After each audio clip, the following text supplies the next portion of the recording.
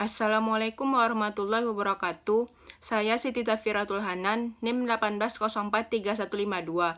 Di video kali ini saya akan menjelaskan tugas 10 Sistem Informasi Manajemen. Pertanyaan pertama pada buku Kelly halaman 370.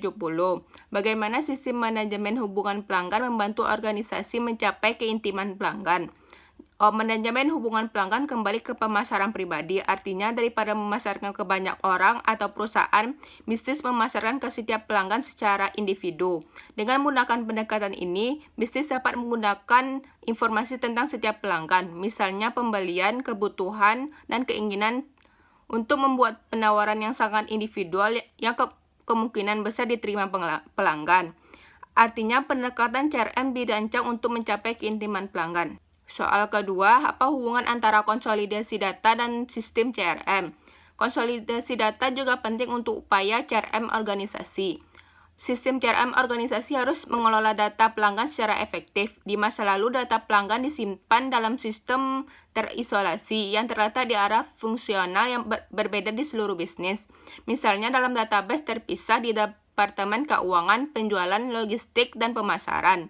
Akibatnya data untuk pelanggan individu sulit dibagikan ke berbagai area fungsional. Konsolidasi data dan pandangan 360 derajat dari pelanggan memungkinkan area fungsional organisasi untuk dengan mudah berbagi informasi tentang pelanggan. Berbagi informasi ini mengarah ke CRM kolaboratif. Sistem CRM kolaboratif menyediakan komunikasi interaktif yang efektif dan efisien dengan pelanggan di seluruh organisasi.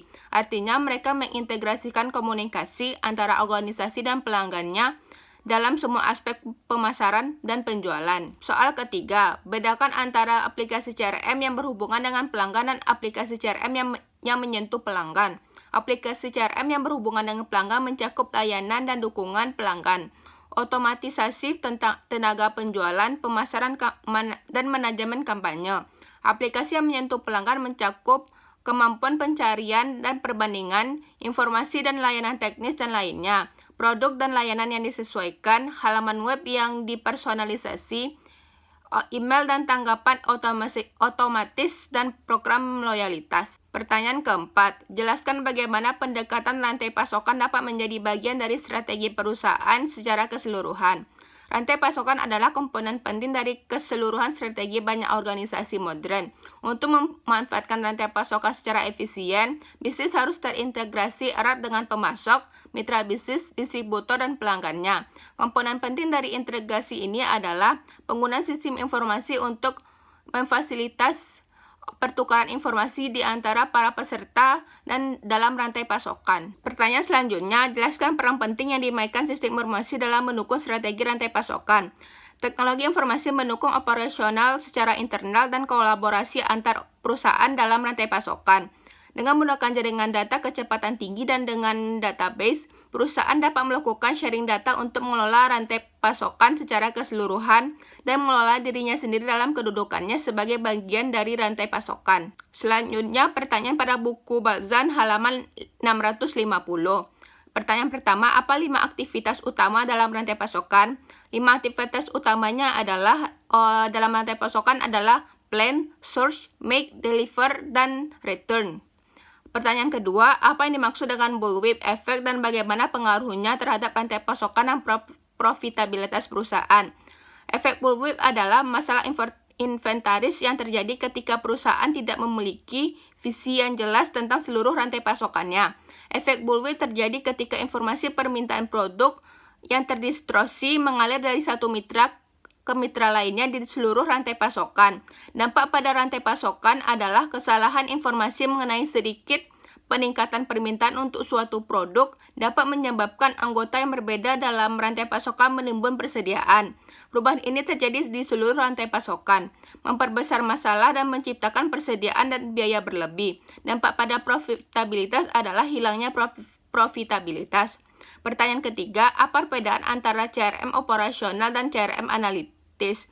CRM operasional mendukung pemrosesan transaksional tradisional untuk operasi kantor depan sehari-hari atau sistem yang berhubungan langsung dengan pelanggan.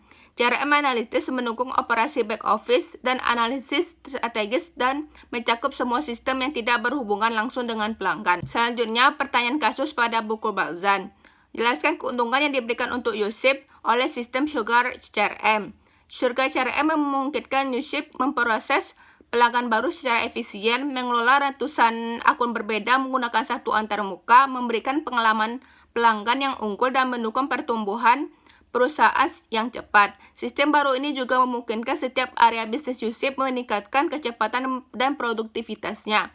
Dengan Sugar CRM, akun ditampilkan ke perwakilan pelanggan Yusip secara instan.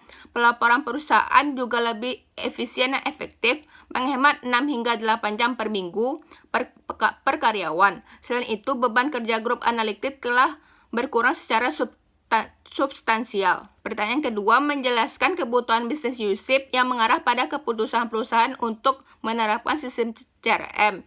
Pada awalnya, Yusip berfokus pada pasar konsumen, membangun kemitraan dengan eBay. Kemudian pada akhir 2013, perusahaan mulai mengembangkan dua segmen bisnis komersialnya, yaitu FTL dan LTL. Namun infrastruktur Yusip yang ada tidak memadai mendukung pertumbuhannya yang cepat. Perusahaan membutuhkan titik akses terpusat untuk informasi kontak pelanggan, seperti catatan dan data panggilan. Rumitnya masalah manajemen pelanggan, akun komersial membutuhkan manajemen jangka panjang daripada pelanggan retail, sehingga Yusip membutuhkan sistem yang mengakomodasi keduanya.